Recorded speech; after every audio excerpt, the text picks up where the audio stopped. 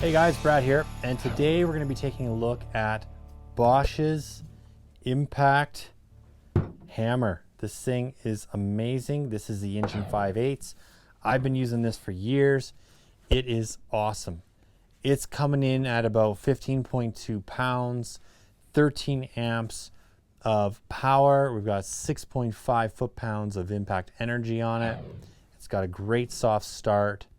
It's got variable speed. It's got the clutch, and it costs about 750 bucks Canadian, and I absolutely love it. Now I have the Bosch spline version of this. It's an older version, and I'll tell you why I switched over in just a second, but make sure you subscribe, hit that notify bell, and give me a thumbs up because it definitely helps us out. All right, so why did I switch? Because of the clutch. The clutch is key on tools like this. When I was using the older version, which looks just like this, the spline, and when I say spline, that is in reference to, just in case you don't know, it is in reference to this, okay? This is their SDS version, or SDS Max. The spline was just a bunch of slots that looked just like here, just skinny slots. A little harder to connect. And with not having a clutch on the system, it would literally rip your arm off if you hit a rebar. And that happened to me a few times. I got really hurt, and I just decided I couldn't take it anymore. Not to mention the jackhammer broke. So I didn't bother fixing it.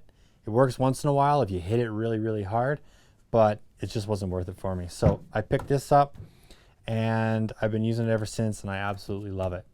There's two modes on this.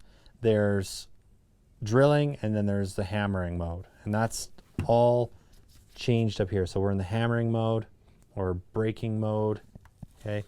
And then we spin this around, and now we're into the drilling mode.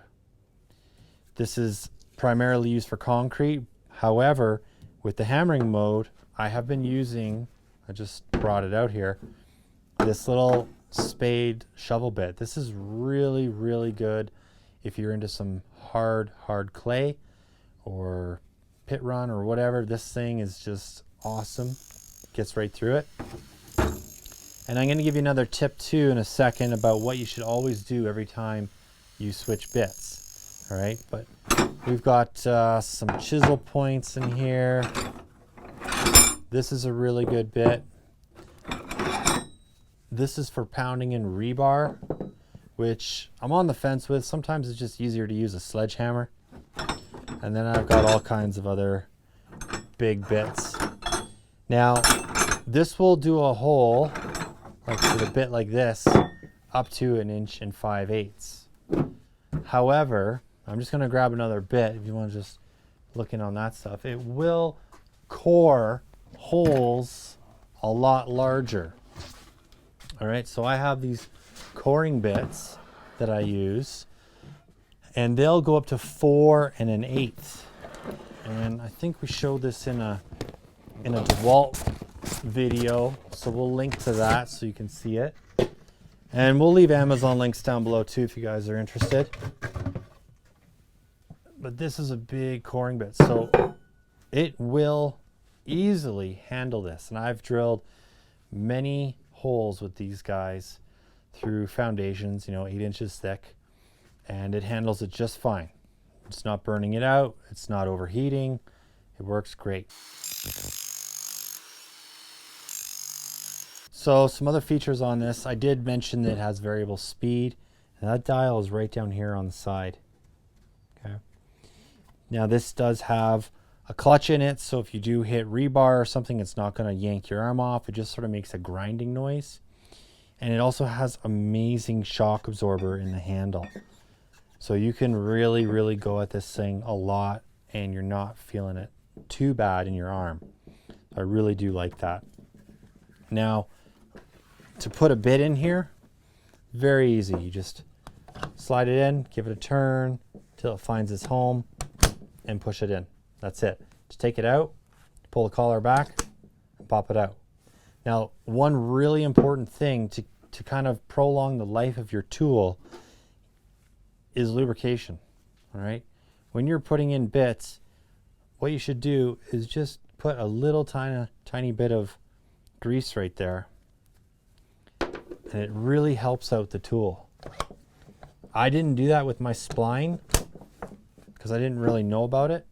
And I find anytime it's not really working, and that's sort of the issue, is that there's something wrong in the head here. Anytime I add just a little bit of grease and I just give it a smack, it starts to work. So I think just from neglect, you know, they tell you to use this stuff, and I know a lot of guys don't, but I think it makes a huge difference on the longevity of your tool. So I'm always pushing my guys to use this little bit of grease and just lubricate everything up so it just connects better and it doesn't get too hot and everything's happy. All right, guys, I want to hear some comments. Do you like this tool? Are you using this one? Are you using DeWalt's? Are you using Hilti? Which ones do you like? I love the Bosch. I think they're really, really good. And I've got a lot of time and hours put into this thing, and it's just still going strong. So leave some comments, subscribe, hit that notify bell, give me a thumbs up if you don't mind. Till next time, keep on crushing it. We'll catch you later.